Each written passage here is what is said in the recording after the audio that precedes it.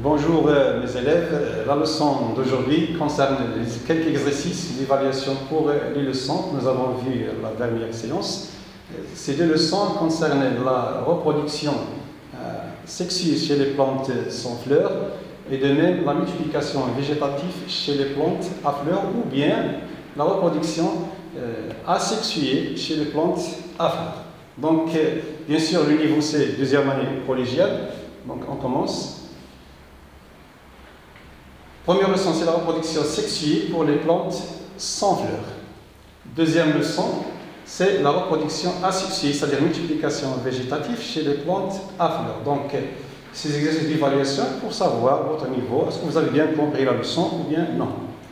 Donc, bien sûr, niveau c'est deuxième année collégiale, matière SVT. Premièrement, bien sûr, l'évaluation va être divisée en deux parties. Restitution des connaissances et résumé scientifique. Pour la restitution des connaissances, nous avons ici des questions simples, reliées par une flèche, vrai ou faux, compléter des phrases, définition de quelques mots, ainsi de suite. Premièrement, cochez la réponse juste et corrigez les fausses. C'est-à-dire, je vous donne plusieurs phrases et vous pouvez donner quelles sont les phrases qui sont vraies et quelles sont les phrases, bien sûr, on va corriger les fausses. Première phrase. Le sport donne un brotal lors de sa germination. Le sport donne un brotal lors de sa germination. C'est-à-dire, nous avons déjà vu que le sport, donc je répète, donc le sport donne un brotal lors de sa germination. Nous avons vu le sport pour les plantes, bien sûr, surtout les fougères. Nous avons dit que le sport existe dans un sac qui s'appelle le sporange. Le sporange qui est la face inférieure de la feuille. Quand il germe, il donne un brotal. Donc, ça, c'est une phrase qui est vraie. Deuxième phrase. La deuxième phrase, la croissance végétative se fait par les spermatozoïdes. Donc, ici, on parle d'un autre type de croissance, se fait par les spermatozoïdes. C'est une phrase faux. Pourquoi faux? Parce que la croissance végétative se fait par un organe non succié qui se développe pour donner un nouvel individu. C'est-à-dire, soit par un fragment d'une plante, soit comme par exemple un fragment de tige, soit par les racines, soit par les feuilles, ainsi de suite. Donc la croissance végétative, bien la multiplication végétative des plantes à fleurs, ne se fait pas par les spermatozoïdes. Le cycle de vie des fougères évolue en une seule étape. Le cycle de vie des fougères évolue en une seule étape. Nous avons vu aussi le cycle de vie d'une plante, comme exemple le polypode des fougères. Nous avons étudié ce cycle, c'est-à-dire, toujours, comme je dis tout à l'heure, que le cycle commence toujours avec une plante qui est à l'état, c'est-à-dire mature, ou bien une plante adulte, c'est-à-dire capable de produire des gamètes. Nous avons vu que la fougère produit, dans la fougère, on trouve des sporanges. Les sporanges produisent des spores. Les spores, quand ils tombent sur le sol, ils germent. Et ils donnent bien sûr une lame verte, ça s'appelle le brotal. Et le brotal produit des gamètes. Donc dans ce cas, le cycle de vie des fougères évolue en une seule étape. Bien sûr, le cycle des fougères n'évolue pas en une seule étape. C'est-à-dire qu'il y a deux étapes. Le cycle de vie des fougères évolue en deux étapes. La première étape, on a la fougère, bien sûr, possède des sporanges. Dans le sporange, on trouve des spores. Ils germent et ils donnent une lame verte sous forme d'un cœur, ça s'appelle le brotal. Et le brotal produit des gamètes. Donc, on a ici deux phases, ou bien deux périodes. Deuxièmement, la fougère, c'est une plante terrestre constituée des racines, des feuilles, lobées, tiges, souterraines. Bien sûr, ça c'est une phrase vraie. Parce que la fougère, c'est une plante, premièrement terrestre, c'est-à-dire qu'elle est dans la terre, elle n'est pas aquatique, possède des racines, des feuilles lobées sous forme de lobes et des tiges souterraines. Bien sûr, il y a absence des fruits, il y a absence des graines. Donc, c'est une phrase qui est vraie. Le bouturage, c'est un mode de reproduction sexuée. Le bouturage, c'est un mode de reproduction sexuée. C'est-à-dire qu'on parle de la reproduction sexuée ici, bien sûr, on parle des gamètes, c'est-à-dire les gamètes mâles, gamètes femelles. Et dans ce cas, Nous avons ici une technique qui s'appelle le bouturage. Donc le bouturage est un mode de reproduction successive. Donc cette phrase, est-ce qu'il est vrai ou bien faux? Donc puisqu'il n'y a pas des gamètes ici, donc c'est une phrase qui est bien sûr faux. Pourquoi? Parce que le bouturage c'est un mode, c'est une technique de reproduction asexuée qui consiste à donner naissance à un nouvel individu à partir soit d'un fragment d'organe. Par exemple, je prends un tige d'une plante et je le mets dans le sol, il me donne une autre plante d'un nouvel individu. Et ce tige s'appelle le bouture. Donc ça c'est une technique, bien sûr, elle est plus utilisée ici au Maroc dans le domaine de l'agriculture et elle est plus efficace. Autre phrase, le protal c'est un sporophyte. C'est quoi sporophyte? C'est-à-dire qu'il produit des spores. Donc à votre avis, est-ce que le protal produit des spores? Bien sûr non. Donc cette phrase est fausse. Pourquoi? Parce que le protal c'est un gamétophyte. Pourquoi on dit gamétophyte? C'est parce qu'il produit les gamètes. Donc je répète.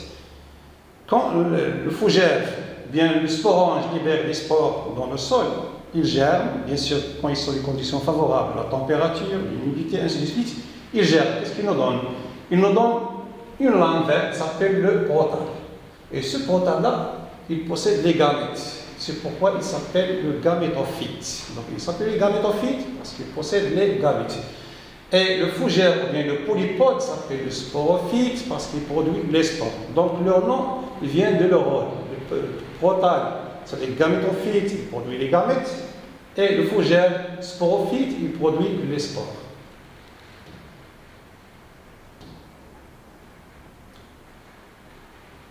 Deuxième question. C'est définissez les mots suivants. Nous avons ici plusieurs mots, on va bien sûr les définir. Premièrement, le protal. Protal, bien sûr, nous avons vu que le protal, c'est quand le spore germe, il nous donne un protal. Donc c'est une petite lame verte poussant sur la terre, résultant de la germination des spores. Donc quand les spores germent, il nous donne un protal. Il a une forme couleur verte, forme d'un cœur. Il possède des racines, ça s'appelle rhizoïdes, d'une plante de couleur verte. Bien sûr, il possède les gamètes qui s'appellent aussi le gamétophyte. Maintenant, le spore. Bien sûr, le spore, ils sont produits dans le sporange, par le fougère, bien le polypode. Les spores, quand ils sont libérés, c'est un élément microscopique, c'est-à-dire on ne peut pas l'observer à l'œil nu, il est microscopique, assurant après dispersion, c'est-à-dire quand il est dispersé, et dans le sol, il germe, et il met en place d'un protal à l'origine d'une nouvelle fougère. C'est-à-dire, le protal, quand il germe, il y a formation des gamètes mâles, gamètes femelles, fécondation, et il nous donne bien sûr une nouvelle plante fougère. Donc ça s'appelle le spore. Donc le spore c'est un élément microscopique, il existe dans les sporanges pour les plantes sans fleurs. Le tubercule. Donc c'est quoi un tubercule? Bien sûr, nous avons vu la multiplication végétative chez les plantes à fleurs, nous avons parlé des stolons, nous avons parlé des bulbes, nous avons parlé des tubercules. Donc c'est quoi un tubercule? Donc un tubercule, exemple comme le pomme de terre, on trouve c'est une tige, c'est une tige souterraine, c'est-à-dire qu'il existe sur la terre. Il est riche en réserve. Il est riche en réserve et il possède des bourgeons. Donc ces bourgeons, ils ont un rôle, c'est-à-dire après la germination, bien après le développement de ces bourgeons, ils nous donnent une nouvelle plante. Donc voilà la définition. Tubercule, c'est une tige souterraine, c'est-à-dire qu'il existe sous la terre, accumule des réserves, c'est-à-dire qu'il possède plusieurs réserves et contient des bourgeons, c'est-à-dire plusieurs bourgeons, soit 2, soit 4, capables de régénérer de nouveaux individus. Exemple, par exemple, le pomme de terre. Donc il est riche en réserves, possède des bourgeons, il germe et il donne des nouveaux individus. Donc ça, c'est un tubercule. Le polypode. Le polypode, comme nous avons vu, c'est un exemple, c'est un type de fougère, plante sans fleurs, bien sûr à des feuilles vertes, aériennes, découpées en lobes. Il ne possède ni fleurs, ni graines. Bien sûr, pas de fruits aussi. Donc ça s'appelle le polypode. C'est un exemple, c'est un type de fougère. Pour les fougères, il y a plusieurs exemples. Reliés par des flèches. Si je vous donne quelques mots, donc 4 mots: fougère, les spores, sporange et le rhizome. Ici, Voilà les réponses. Contient des spores dans un sporange, plante sans fleurs, tige souterraine, bien sûr, qui porte de nombreuses racines. Exemple, le fougère. Donc, si je prends par exemple le fougère, qui est la réponse juste, est-ce que contient des spores dans un sporange, plante sans fleurs, tige souterraine qui porte de nombreuses racines fougères. Donc, fougère, bien sûr, c'est une plante sans fleurs. Les spores. Donc, par exemple, si je ne connais pas la réponse des spores, je passe à la deuxième, ou bien je passe à la troisième pour faciliter la réponse. Je ne reste pas toujours bloqué dans un mot. Les spores, c'est quoi les spores? Donc, les spores, est-ce qu'ils contiennent des spores? Je pense non, les spores ne contiennent pas des spores. Dans un sporange, peut-être tige souterraine seulement. Donc, la réponse est la deuxième réponse.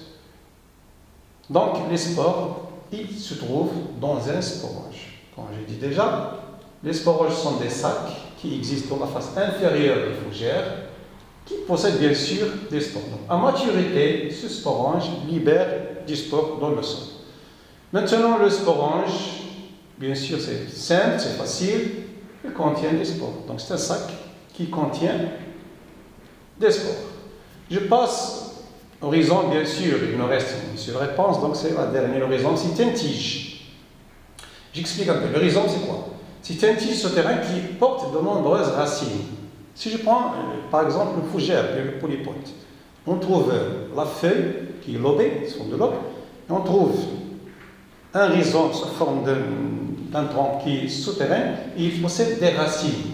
Donc ça s'appelle le rhizome. Donc ça c'est pour la troisième question, reliée par des flèches. Donc il faut bien suivre, bien sûr, ces exercices. Donc, quatrièmement, légender les documents suivants. Je vous donne, bien sûr, ça c'est un document. Il faut faire les légendes. Je vous donne les numéros. Donc ça c'est le numéro 1. Et ça c'est le numéro, bien sûr, 2. Donc je pense que c'est très facile. Bien sûr, ça c'est quoi? Ça c'est une feuille qui est lobée, regardez, ainsi de l'aube. Donc bien sûr c'est une feuille de fougère, bien de polypote. Donc c'est quoi ça? Bien sûr, ce sont sous forme des sacs, donc ce sont des sporanges. Ce sont des sporanges. Donc ici il y a plusieurs sporanges, je ne trouve pas une seule sporange, je trouve plusieurs sporanges sur la face inférieure. Ça c'est la face inférieure du fougère. Donc il y a plusieurs sporanges, voilà. Et chaque sporange, bien sûr, maintenant pour le nom de la deuxième, c'est facile. Chaque sporange, il possède des spores. Donc deuxièmement, ça, ce sont les spores. Vous voyez? Donc ça, c'est les spores. Donc les spores, bien sûr, ce sporange, je répète, quand il devient mature, il libère ses spores dans le sol. Puis il germe, il nous donne une nouvelle plante. Voilà. Ça s'appelle, bien sûr, je vous donne aussi le numéro de ce numéro 1, numéro 2 et numéro 3, puis bien sûr le titre. Donc, à votre avis, c'est quoi ça? Bien sûr, la forme se forme d'un cœur, couleur verte, normalement elle est verte. Donc ça c'est un protal, ça c'est un protal. Donc premièrement, ça c'est l'artigone, contient des gamètes femelles. Bien sûr, ça c'est où on trouve les gamètes mâles, s'appellent les antéridies. Donc ici, on trouve les gamètes femelles. Là, ici, ce sont des gamètes mâles, s'appellent les antéridies. C'est pourquoi on dit le protal, c'est un gamétophyte. Pourquoi gamétophyte? Parce qu'il possède des gamètes femelles et les gamètes mâles. Donc son nom s'appelle le gamétophyte, c'est-à-dire qu'il possède où on trouve les gamètes mâles et les gamètes femelles. Troisièmement, bien sûr, ce sont les rhizoïdes. Ce sont des racines, mais des racines primitives. Ils ne jouent pas le même rôle comme les racines chez les plantes, bien sûr, à fleurs. Ce sont des rhizoïdes. Bien sûr, quatrièmement, ça c'est un document qui représente un protal. Ça c'est un protal. Et après, bien sûr, la germination du spore, il nous donne ce protal. Et ce protal, il se développe. Quand il devient mature, il y a formation des gamètes. Et dans ce cas, bien sûr, il y a fécondation. Il y a la réunion, bien l'union entre les gamètes mâles avec les gamètes femelles pour donner une nouvelle génération, une nouvelle plante qui s'appelle le polypode ou bien le fougère. Maintenant, on passe à la deuxième partie de l'évaluation, c'est le raisonnement scientifique. Je vous donne ici quelques exercices. Pour l'exercice 1, le document suivant montre le cycle de vie d'un fougère, le polypode. Bien sûr, dans le cours, nous avons déjà vu, nous avons une idée en ce qui concerne le cycle de vie d'un fougère. Cette idée, bien sûr, j'ai déjà noté, donc je vous donne le document, voilà. Ça, c'est le cycle de vie d'un fougère. Toujours, dans un cycle de vie, on commence par un individu qui est adulte. Pourquoi adulte? Parce qu'il est capable de produire les gamètes, soit femelle, soit mâle. Donc, voilà l'horizon, comme je parle tout à l'heure, et ça, ce sont des racines. Ça, c'est un fougère. Ça s'appelle le sporophyte. J'ai déjà dit pour les questions, les premières questions, c'est quoi un sporophyte? Donc, c'est un individu qui produit les spores. C'est pourquoi il s'appelle le sporophyte. Bien sûr, ici, à la face inférieure des feuilles, on trouve plusieurs sacs qui s'appellent les sporanges. Voilà, voilà un sporange. Bien sûr, ce sporange, à l'intérieur de ce sporange, on trouve des spores. Donc, à maturité, le sporange, il va s'éclater et va libérer plusieurs spores. Bien sûr, ils sont dispersés par le vent. Bien. Et quand le spore tombe sur le sol, il germe et il nous donne un protal. Donc, ça, c'est un protal où on trouve les gamètes femelles et les gamètes mâles. Les gamètes femelles, bien sûr, nous avons ici les entéridies et les spermatozoïdes et les archégones, bien où on trouve les osphères. Ça, c'est bien sûr la réunion, la fécondation. Donc, la question, comment se déplacent les spermatozoïdes vers l'osphère? Bien sûr, grâce à l'eau, bien à pluie fine. Il faut avoir une pluie fine ou bien la rosée. Donc, les spermatozoïdes nagent, bien se déplacent vers l'osphère où il y a lieu de fécondation et on revient à nouveau à un nouvel individu. Donc, ça, c'est le cycle de vie. La première question. Le protal, bien le polypode, est-il une plante à fleurs ou sans fleurs? Justifiez votre réponse. Donc, le polypode est-il une plante à fleurs ou sans fleurs? Bien sûr, il faut justifier la réponse. Si je retourne au document, donc voilà le polypode. À votre avis, donc, est-ce que c'est une plante à fleurs ou sans fleurs? Bien sûr, c'est très simple et clair, parce que ici on ne parle pas de fleurs, et on ne parle pas ici des étamines, on ne parle pas des pistils, tout simplement on parle ici des spores et des sporanges. Donc, le polypode, c'est une plante, bien sûr, sans fleurs, car il se caractérise par l'absence de fleurs et de graines. Donc, une plante sans fleurs, c'est une plante qui ne possède ni fleurs ni graines. Donc, le polypode, c'est une plante sans fleurs. Deuxième question. Que porte la face inférieure des feuilles de polypode à certaines périodes de l'année? Bien sûr, pas durant toute l'année. Il y a des périodes de l'année qui sont précises, où on trouve du printemps jusqu'au septembre, maximum. Où on trouve à la face inférieure des fougères certains sacs. Comment s'appellent ces sacs? Bien sûr, s'appellent, ils portent des petits sacs nommés les sporanges. Nommés les sporanges. Donc je retourne au document pour bien comprendre. Donc voilà la face inférieure où on trouve ici deux sporanges. Donc les fougères, les polypodes, ils possèdent à la face inférieure des sacs qui s'appellent bien nommés des sporanges. Deuxième question, voilà la réponse de cette question. Ils portent des sacs, les petits sacs s'appellent les sporanges. Donc, nommez les éléments assurant la dispersion du polypode. Quels sont les éléments qui sont responsables de la dispersion des spores? Bien sûr, ce sont les spores. Donc, les spores qui tombent sur le sol, ils germent et ils nous donnent, transportés par le vent, l'eau bien noseuse, bien plus fine, et ils nous donnent une nouvelle individu. Quatrièmement, relevez les caractéristiques du cycle de développement de la fougère. C'est-à-dire que le cycle du fougère, il est caractérisé par deux étapes. Chez la fougère, la reproduction est sexuée. Premièrement, il est sexué. Pourquoi? Parce qu'il y a des gamètes mâles et des gamètes femelles. Caractérisé par l'alternance de deux organismes distincts. Ici, il y a deux organismes. L'un produit les spores s'appelle le sporophyte, c'est exemple fougère ou bien polypode. L'autre produit les gamètes, s'appelle le protal et le gamétophyte. Donc le cycle se caractérise par deux périodes. Il y a alternance de deux périodes, le sporophyte et le gamétophyte. Exercice 2.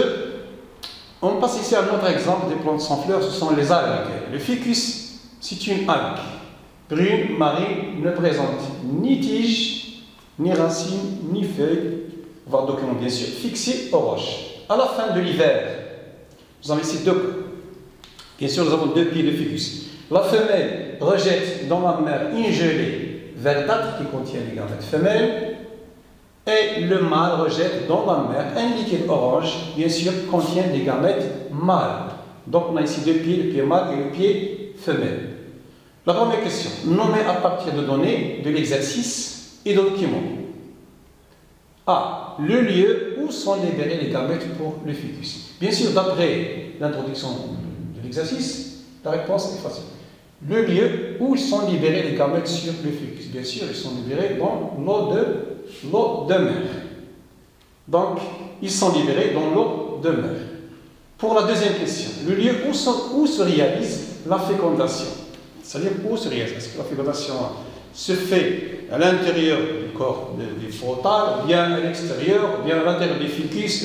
Donc, c'est une fécondation, bien sûr, se réalise dans l'eau. Et on parle dans ce cas de la fécondation externe. On parle de la fécondation externe.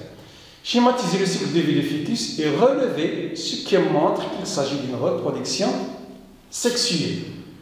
Donc voilà qu'on remarque, le ficus possède plusieurs ici des poches, ça s'appelle des conceptacles, petites poches où se forment les gamètes ou les spores nombreuses, de nombreuses algues. Donc ça s'appelle les conceptacles. Voilà le cycle des ficus. On a deux pieds ici, pied mâle et pied femelle.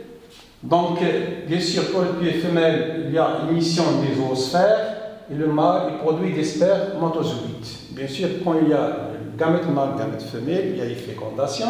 Fécondation nous donne germination d'une œuf et d'un nouvel individu qui se forme. Donc, voilà le cycle des ficus. On commence par un individu femelle adulte et un individu mâle adulte.